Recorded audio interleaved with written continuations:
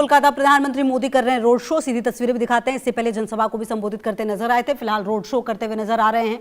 और आपको बता दें कि 29 अप्रैल को दूसरे चरण की वोटिंग होनी है और उससे पहले अब तमाम जनप्रतिनिधियों का जो आप समझ सकते हैं दूसरे चरण के लिए जोर लगाने हुए खुद प्रधानमंत्री, इससे पहले आपको याद होगा कि गृह मंत्री की भी यहाँ पर मौजूदगी आई और उन्होंने भी यहाँ पर जनसभा को संबोधित किया था।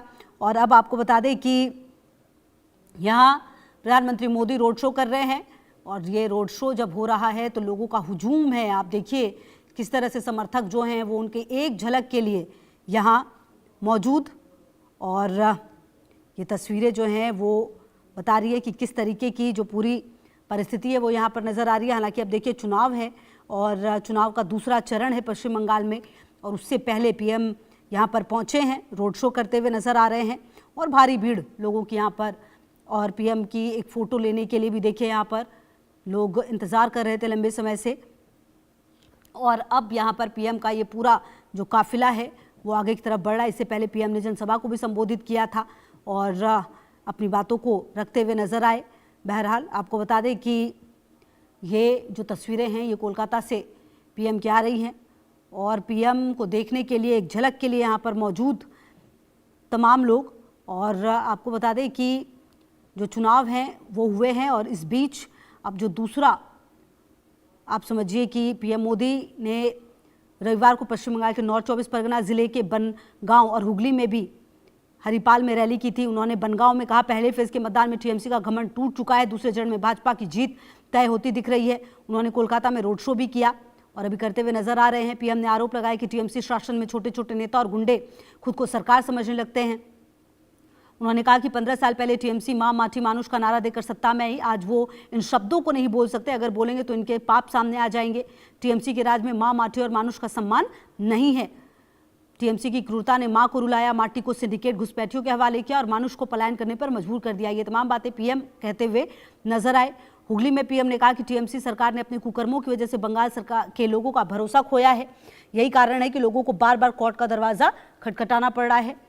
पीएम ने कहा 15 साल तक टीएमसी ने बंगाल के लोगों को डरा कर रखा, लेकिन वो एक बात भूल गए, जब अत्याचार अपनी सीमा पार करता है तो जनता मां दुर्गा का रूप लेकर अन्यायकांत करती है।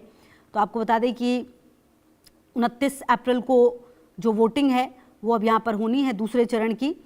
तो 294 सीटें और उसमें 23 अप्रैल को पहले फेज में वोटिंग हुई। बाकी बचे जो सीट हैं उनके लिए यहाँ पर वोटिंग होनी है। इससे पहले आपको बता दें अरविंद केजरीवाल की भी आज मौजूदगी पश्चिम बंगाल में रही, उन्होंने भी तमाम बातें कही हैं। और इससे पहले आपको बता दें कि पीएम का ये रोड शो यहाँ पर तस्वीरें लगातार सामने आ रही है।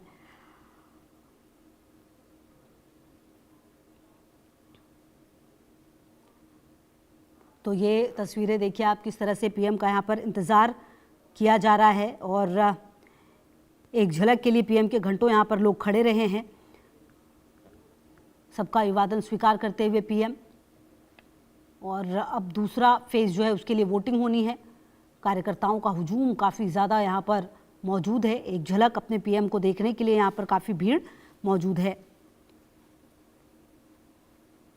तो कुल मिलाकर आपको बता दें कि ये जो पीएम का किस तरीके से यहाँ पर देखिए कि काफिला लगातार आगे बढ़ रहा है और क्योंकि अब दूसरे चरण की जो सीटें हैं उस पर वोट होना है और उसी के लिए लगातार पीएम की मौजूदगी जगह जगह पर मौजूद है। और इससे पहले गृह मंत्री की भी मौजूदगी लगातार है। तो तमाम जो बड़े जनप्रतिनिधि हैं मौजूदगी उनकी हो रही है और दूसरे चरण के लिए पूरा जोर लगाते हुए। हालांकि देखिए पहले चरण में जिस तरह से वोटिंग हुई है, बीजेपी और टीएमसी खास करके दोनों इसे अपने अपने लिए लाभकारी मांग रही है। टीएमसी का कहना है कि एसआईआर से लोग परेशान थे और इसीलिए इतनी वोटिंग हुई है।